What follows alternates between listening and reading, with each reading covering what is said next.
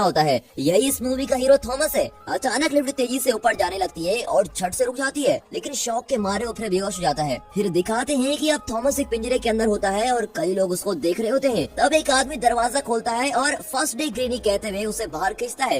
ये बिल्कुल फालतू चीज है यार, ऐसा कहकर सब हंसने लगते हैं। थॉमस उन्हें धक्का देकर भागने लगता है। उनमें से एक कहता है, यार ये तो रनर है। इस पर सब हंसने लगते हैं, पर थॉमस को कुछ नहीं सुनाई देता और वो डर के मारे और तेज भागने लगता है। अचानक वो फिसल कर नीचे गिर जाता है। उठकर देखने पर पता चलता है कि उसके चारों ओर पहाड़ जैसी ऊंची दीवारें होती है। वो रियलाइज करता है कि वो यहाँ से बाहर नहीं जा सकता। फिर दिखाते हैं मूवी का टाइटल द मेज रनर और यहाँ से मूवी शुरू होती है। अब दिखाते हैं कि थॉमस को एक पिट में बंद किया हुआ है। एक आदमी उसके पास आकर कहता है, अगर तुम ना भागने का वादा करो तो मैं ये दरवाजा खोल सकता हूँ। फिर वो दरवाजा खोलकर कहता है कि मेरा नाम एल्बे है, तुम्हारा क्या नाम है और तुम कहाँ से आए हो? थॉमस कहता है, मुझे कुछ याद नहीं, पता नहीं मुझे क्या हुआ है, मैं एकदम ब्लैंक फील कर रहा हूँ। एल्बी कहता है, कोई बात नहीं, शुरू में सबका यही हाल होता है। 2-3 दिनों में तुम्हें अपने बारे में सब कुछ याद आ जाएगा। तुम्हारी तरह कई लोगों को इस जगह पर बंद करके रखा हुआ है। फिर वो थॉमस को बाहर लेके जाता है और उसे कुछ झोपड़पट्टियां दिखाकर कहते हैं कि हम यहीं रहते हैं, यहीं सोते हैं और अपनी जरूरत की सारी सब्जियां वगैरह यहीं खेत में उगा के खा लेते हैं। बाकी की चीजें हमें बॉक्स में दी जाती है। थॉमस पूछता है, ये सब कार कौन रहा है और तुम्हें बॉक्स कौन बेचता है? एल्बी कहता है, ये तो मुझे पता नहीं। एक्चुअली यहाँ कुछ लोगों को पकड़कर दीवारों से बंद इस किले में रखा जाता है। इस किले को वो ग्लैड कहते हैं। उनकी जरूरत की चीजें एक बॉक्स में डालकर दी जाती है, बिल्कुल बिग बॉस की तरह। लेकिन यहाँ के लोगों को ना तो अपने पर्सनल डिटेल्स याद होती है और ना ही ये पता होता है कि इन्हें किसने यहाँ बंद किया है। इनकी मेमोरी पूरी तरह मिट चुकी होती है। तभी एक इनोसेंट दिखने वाला लड़का भागता हुआ आता है। एल्बे कहता है, इसका नाम न्यूट है। जब मुझे कोई काम होता है तो यही जगह की देखभाल करता है। न्यूट थॉमस से कहता है, पहले मुझे लगा तुम किसी काम के नहीं हो, पर मुझे पता चला कि तुम एक अच्छे रनर हो। एल्बे न्यूट से कहता है, तुम जाकर चक को इधर भेजो। फिर वो थॉमस को एक वॉच टावर पे लेके जाता है और ऊपर से सभी जगह को दिखाता है। उन दीवारों के बीच में गैप होते हैं। थॉमस पूछता है, उस गैप के उस तरफ क्या है? तो एल्बी कहता है, देख बेटा, यहाँ रहने के 3 रूल्स हैं और वो तीनों तेरे को फॉलो करने पड़ेंगे। पहला, तुम्हें जो काम दिया है सिर्फ वही करो। सेकंड, ग्लैड के अंदर किसी भी तरह का झगड़ा नहीं करना है। और third and most important rule, इस दीवार के उस तरफ किसी भी हालत में नहीं जाना है। उनकी बातें सुनकर थॉमस उस जगह के बारे में और जानना चाहता है और तब तक चक भी आ जाता है। इस पूरे ग्लेड में सबसे छोटा चक ही होता है, जो देखने में एकदम गोल मटोल लगता है। एल्बी थॉमस की जिम्मेदारी चक को सौंप कर चला जाता है। चक थॉमस को उसके अड्डे पे लेके जाता है और उसके सोने के हैमॉक बनाता है। थॉमस अभी भी सोच में ही होता है। चक उसे दिलासा देता है कि तुम इतना मत सोचो, हम सब भी अपना सब कुछ भूल चुके थे, पर कुछ दिनों में सब नॉर्मल हो गया। हैमॉक बांधने के बाद चक मुड़ता है तो थॉमस वहाँ नहीं होता, वो दीवार के गैप की तरफ जा रहा होता है। चक उसे आवाज देता है, ओ भाई, लीडर की बात नहीं सुनी क्या आपने? वहाँ जाना मना है। तभी दीवार के उस तरफ से 2 लोग भाग कर आते हैं। अब थॉमस पूछता है, तुम दोनों तो मुझे मना कर रहे थे जाने को, पर ये दोनों तो उस तरफ से आए हैं। चक बताता है कि ये दोनों रनर्स हैं और इन्हें मेज के बारे में सब कुछ पता है। दीवार के उस तरफ जाने के लिए मेज की जानकारी जरूरी है और रनर होना भी बहुत ही ज्यादा इम्पोर्टेंट है, इसलिए हम वहाँ नहीं जा सकते, पर ये दोनों जा सकते हैं। ये सुनकर थॉमस मेज के बारे में और भी इंटरेस्टेड हो जाता है। वो दीवार के पास जाता है और अचानक गैली नाम का एक आदमी उसे धक्का देकर कहता है, तुम यहाँ नहीं आ सकते। थॉमस को बहुत ही गुस्सा आता है और उससे भिड़ जाता है, पर कुछ लोग उसे पकड़ लेते हैं। थॉमस चिल्लाता है कि तुम लोग मुझे टॉर्चर क्यों कर रहे हो? बताते क्यों नहीं कि दीवार के उस तरफ क्या है और मुझे उस तरफ जाने क्यों नहीं दिया जा रहा है? अचानक दीवार की उस तरफ से भारी आवाज के साथ हवा आती है। थॉमस घबरा जाता है। फिर उस गैप के दोनों तरफ की दीवारें दरवाजों की तरह बंद हो जाती हैं। गैली थॉमस से कहता है, अगली बार मैं तुम्हें नहीं बचाऊंगा, समझे? फिर दिखाते हैं कि उस रात सभी कैंप फायर के चारों ओर नाच गा रहे होते हैं। थॉमस और न्यूट अलग बैठकर बातें कर रहे होते हैं। न्यूट कहता है, लगता है तुम पहले दिन मौत के मुंह में चले गए, फिक्र मत करो यार, ये पी लो। थॉमस एक सिप लेता है तो थूक देता है और कहता है, ये खटिया माल तुम खुद ही पियो, और इतना बेकार ड्रिंक बनाया किसने है? न्यूट गैली की ओर इशारा करके कहता है, और वही इसका सीक्रेट जानता है। फिर दोनों जोर से हंसने लगते हैं। फिर थॉमस पूछता है, हम सब इस दीवार के अंदर ट्रैप किए गए हैं, राइट? तब न्यूट कहता है, उस आदमी को देख रहे हो, वही है मीनो, जो रनर्स का लीडर है। रनर्स इस मेज से बाहर जाने का रास्ता ढूंढने की कोशिश कर रहे हैं और वे रोज मेज के बाहर जाते हैं और वहाँ का रास्ता और मोड़ याद करके वापस आते हैं। फिर वे अपनी मेमोरी से एक मैप बनाते हैं। लगभग 3 साल से वे मैप तैयार कर रहे हैं और अभी तक कोई भी रास्ता नहीं मिला। थॉमस पूछता है, क्या 3 साल से एक मेज के बाहर का रास्ता नहीं ढूंढ पाए? तब वहाँ भारी आवाज आती है। न्यूट कहता है, वो आवाज सुन रहे हो? यहाँ का मेज हर रोज रात को बदलता रहता है और इसीलिए वो बहुत ही खतरनाक है। रनर्स रोज मेज के अंदर जाते हैं और दीवारों के बंद होने से पहले लौट आते हैं। जो रात को मेज में फंस जाता है वो समझो कभी वापस ही नहीं आएगा। अब थॉमस पूछता है, पर वहाँ है क्या? न्यूट कहता है, वहाँ ग्रीवर्स हैं। इतना कहकर वो थॉमस के सवालों से तंग आकर दूसरी ओर चला जाता है। फिर दिखाते हैं कि गैली किसी से लड़ रहा होता है। वो थॉमस को भी लड़ने के लिए उकसाता है। थॉमस चुपचाप खड़ा होता है, पर सभी उसे ग्रीनी ग्रीनी कहकर उकसाते रहे और कोई रास्ता न पाकर थॉमस उस सर्कल के अंदर चला जाता है। इस गेम में जीतने के लिए सामने वाले को सर्कल से बाहर हटाना होता है। थॉमस पहले जरा मार खाता है और गैली उसको चिढ़ाता है, अरे ग्रेनी इतनी जल्दी लुढ़क गए। अब थॉमस चिढ़कर कहता है, मुझे ग्रेनी मत कहो।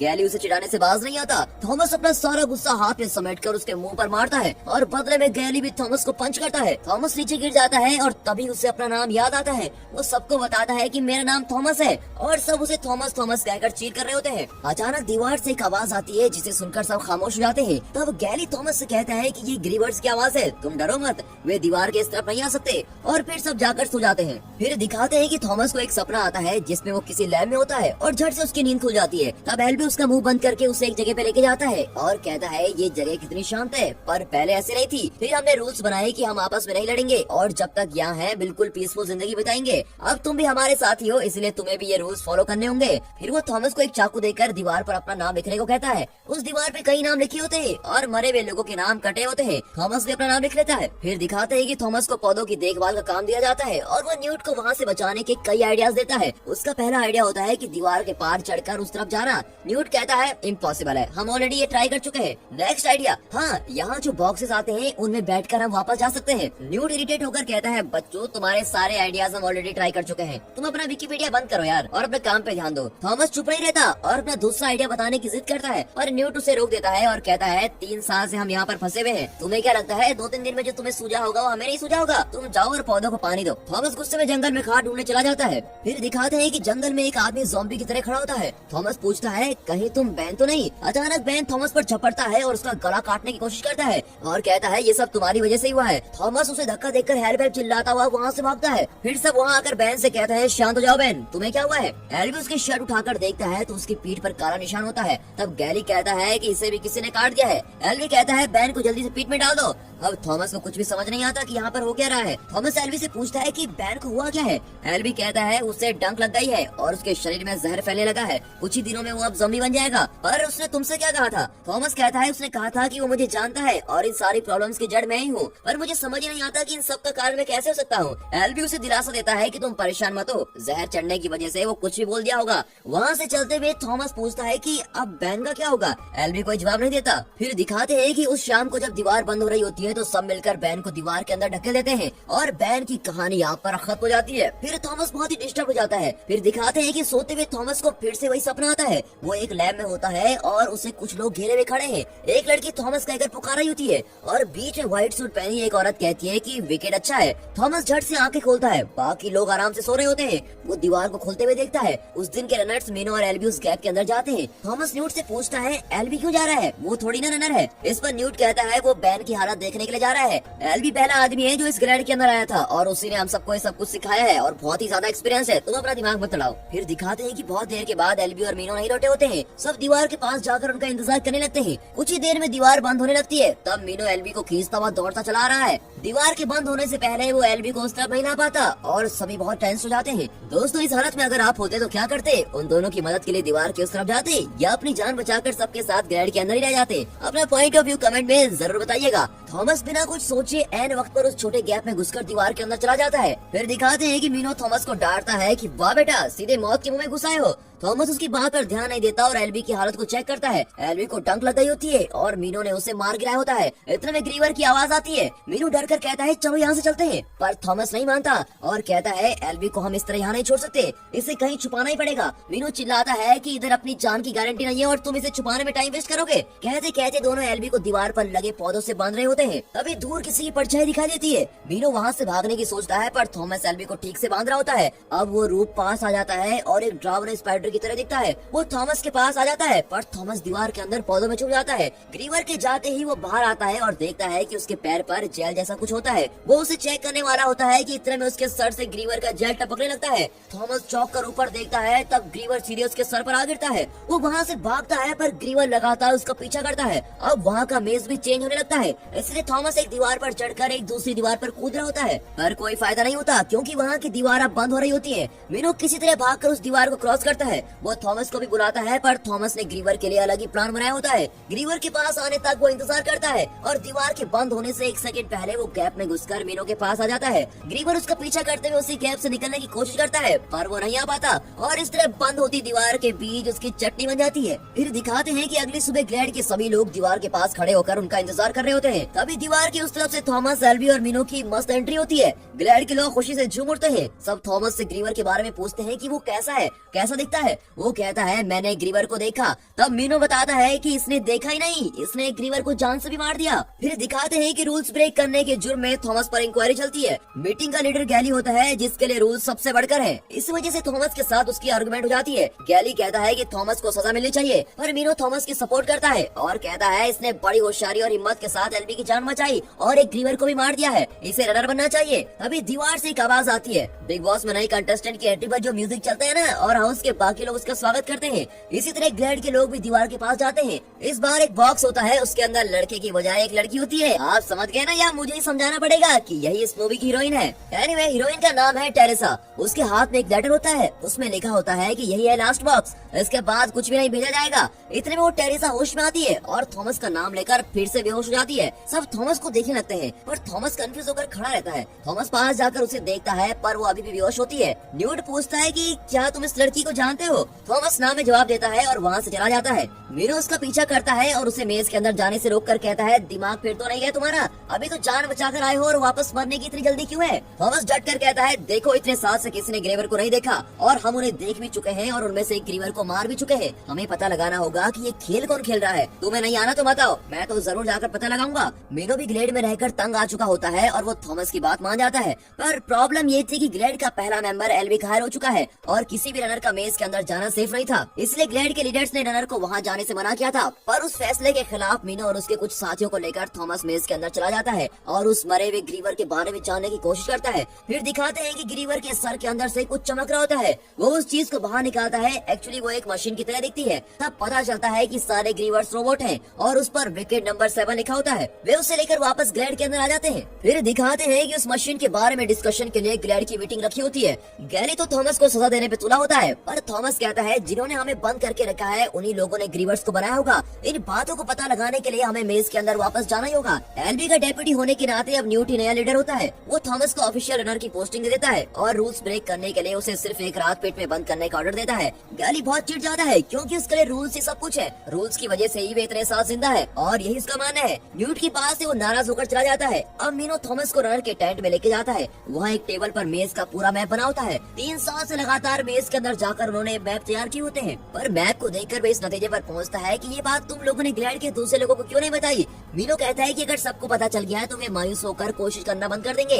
इतना ही नहीं, जिंदगी से उपकर वे जीना छोड़ देंगे। इसीलिए एल्बी ने इस बात को छुपाने को कहा था। एक्चुअली वो मेज एक बंद रिंग की तरह होता है। उस रिंग के सेंटर में ग्लैड है। बाहरी सर्कल को वे हाल ही में एक्सप्लोर करने लगे थे, जहाँ 8 पैटर्न है। किसी सीक्वेंस के अंदर वो मेज हर रात को चेंज हो रहा होता है, पर पैटर्न वही का वही होता है, वो कभी चेंज नहीं होता। अब थॉमस ग्रीवर के सर से निकली उस मशीन को देखता है जिसमें नंबर 7 लिखा होता है। वो मीनो से पूछता है कि इस पर 7 क्यों लिखा है। मीनो बताता है कि हम जिस रात मेज के अंदर गए थे उस रात को मेज का पैटर्न 7 एक्टिव था और एक दिन जो पैटर्न एक्टिव होता है उसी नंबर का ग्रीवर मेज की रखवाली करता है। उनके डिस्कशन के बीच कुछ लोग आकर कहते हैं कि वो लड़की होश में आ गई है। फिर दिखाते हैं कि वो टेरेसा डर के मारे वॉच टावर पर चढ़ जाती है और नीचे खड़े लोगों पर चीजें फेंकने लगती है। सब उसे शांत करने की कोशिश करते हैं, पर वो मानती नहीं। थॉमस उसे समझाने की कोशिश करता है, पर वो उसे भी मार पड़ती है। वो चिल्लाता है कि मैं थॉमस हूँ, तुमसे बात करना चाहता हूँ। उसका नाम सुनकर वो चुप हो जाती है। थॉमस सबको वहीं रहने को कहता है और ऊपर चला जाता है। फिर दिखाते हैं कि टेरेसा हाथ में चाकू ले बैठी होती है। वो बिल्कुल उसी कंफ्यूजन और डर में होती है जैसे शुरू में थॉमस था। थॉमस उसे दिलासा देता है कि तुम घबराओ मत, यहाँ आने पर हम सबका यही हाल था, पर 2-3 दिन में तुम्हें अपना नाम सब कुछ याद आ जाएगा। तब वो कहती है मेरा नाम तो टेरेसा है, मुझे अपना नाम याद है, पर ये याद नहीं कि मैं यहाँ कैसे आई। फिर दोनों बातें करने लगते हैं। टेरेसा बताती है कि उसे विजुअल दिखाई पड़ते हैं जिसमें वो पानी के अंदर पड़ी होती है और उसे कई लोग घेरे हुए होते हैं। और तब एक औरत आकर कहती है कि विकेट अच्छा है और थॉमस भी इसी तरह के सपने देख रहा था। अब उसे पता चलता है कि वह सिर्फ एक सपना नहीं था, क्योंकि इस तरह के इल्यूजन सिर्फ इन दोनों को आ रहे थे। जरूर इन दोनों में कोई न कोई कनेक्शन तो जरूर है। टेरेसा उसे 2 ट्यूब्स निकाल कर देती है जो उसके साथ बॉक्स में थे। उसे देखकर थॉमस सोचता है कि वो एल्बी के लिए भेजी गई दवाई है और वो उसे दवाई देने जाता है। फिर दिखाते हैं कि सब थॉमस को कह रहे होते हैं कि इस दवाई के बारे में बिगड़ जाने इसको मत देना। थॉमस कहता है एल्बी ऑलरेडी आधा ज़ॉम्बी बन चुका है, इसलिए हमें ये रिस्क लेना ही पड़ेगा। अब सब मान जाते हैं। न्यूट कहता है कि आज रात किसी को एल्बी के साथ रहना पड़ेगा। अब थॉमस को पनिशमेंट देने के लिए गैली उसे पीट के अंदर ले जाता है। थॉमस गैली से बात करने की कोशिश करता है पर गैली उसकी बात सुना नहीं चाहता। उसे लगता है कि थॉमस के आने के बाद ही सब कुछ गलत हो रहा है। उसे लगता है कि थॉमस की वजह से बैन भी मर गया और एल्बी की भी यही हालत हुई है। वो थॉमस को पीठ में बंद कर रहा होता है। थॉमस उससे कहता है कि हम हमेशा यहाँ नहीं रह सकते, बाहर जाने का रास्ता जरूर निकालना पड़ेगा, पर गैली उसकी एक नहीं सुनता और पिट लॉक करके वहाँ से चला जाता है।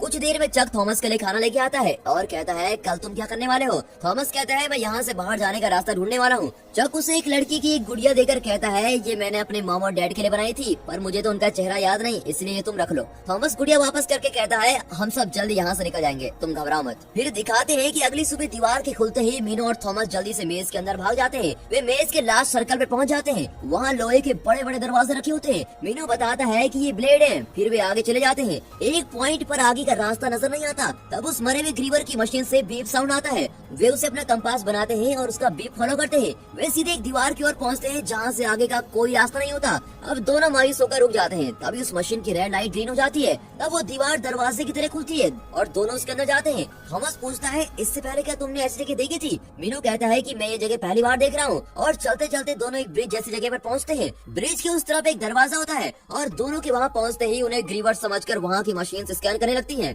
एक दूसरे को ताकते हुए दोनों खड़े रहते हैं। तभी मशीन का अलार्म बजने लगता है क्योंकि ये लोग तो ग्रीवर्स होते ही नहीं और अगले ही सेकंड सारे दरवाजे बंद होने लगते हैं और बड़ी बड़ी दीवारें टूटकर गिरने लगती हैं। वहाँ का फ्लोर भी क्रैक होने लगता है और मेज का पैटर्न अब बदलने लगता है। थॉमस और मीनो वहाँ से तेजी से भागते हुए किसी तरह ब्लेड के अंदर आ जाते हैं। सब दीवार के पास ही उनका इंतजार कर रहे होते हैं और उनके आते ही उनसे मेज के बारे में पूछते हैं। थॉमस कहता है कि अंदर एक रास्ता है पर वो ग्रीवर्स का रास्ता है। अब चक कहता है तब तो वो ग्रीवर्स का घर ही होगा और हम वहाँ से कैसे निकल पाएंगे? अब गैली को गुस्सा आता है और वो कहता है हम यहाँ 3 साल से कोशिश कर रहे हैं और तुम्हारे आए हुए सिर्फ 3 दिन हुए हैं और तुम अभी से दिमाग के घोड़े दौड़ाने लगे, तुम जरूर हमें मुसीबत में डाल दोगे।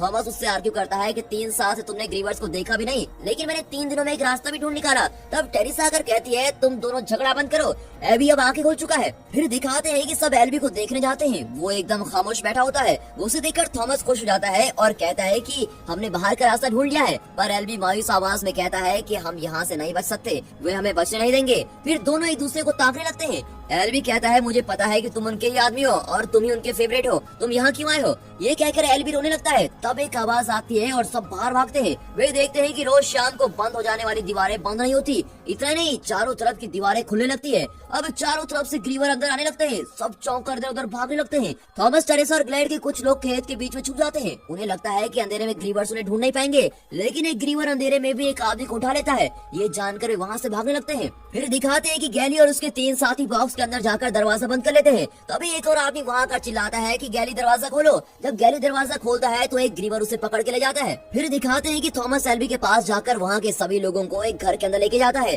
ग्रीवर्स उनका पीछा करते हुए आते हैं। लकड़ी का घर ग्रीवर्स की ताकत के आगे टिक नहीं पाता। ग्रीवर्स घर तोड़कर एक आदमी को लेके जाते हैं। इतने में एक ग्रीवर चक को पकड़कर खींचने लगता है। थॉमस और कुछ उसके साथी चक को इस तरफ खींचने लगते हैं। एल्बी वहाँ की चीजों से ग्रीवर को अटैक कर रहा होता है। अब ग्रीवर चक को छोड़कर एल्बी को खींच कर लेके जाते हैं। कुछ देर में ग्रीवर चले जाते हैं। अब सब बाहर आते हैं तो देखते हैं गैली थॉमस को पीटने लगता है और चिल्लाता है कि देख लिया तुमने, इतने लोग तुम्हारी वजह से मरे हैं। बाकी लोग उसे रोकते हैं पर वो चुप नहीं रहता और कहता है एल्बी की बात तुम लोग भूल गए, ये थॉमस ही सब कुछ कर रहा है। जहर के चढ़ने से एल्बी की याददाश्त वापस आ गई होगी। एल्बी की बातों से थॉमस भी कंफ्यूज था। उसके हाथ में ग्रीवर का जहरीला डंक चिपका होता है। वो जानना चाहता है कि आखिर एल्बी भी उसे अपना दुश्मन क्यों मान रहा है और डंक लगने से वो कैसी मेमोरी है जो वापस आ जाती है। इन सब बातों को जानने के लिए वो उस डंक से खुद को छुपा लेता है। अब उसे विजुअल दिखने लगते हैं। फिर दिखाते हैं कि वो एक लैब में काम कर रहा होता है और टेरिसा भी वहीं होती है। वे ग्लेड के लोगों पर कोई टेस्ट कर रहे होते हैं और ग्लेड के लोग थॉमस को देखकर चिल्लाने लगते हैं। तब थॉमस कहता है कि विकेट बुरा है। तभी व्हाइट सूट पहनी हुई औरत कहती है कि विकेट अच्छा है।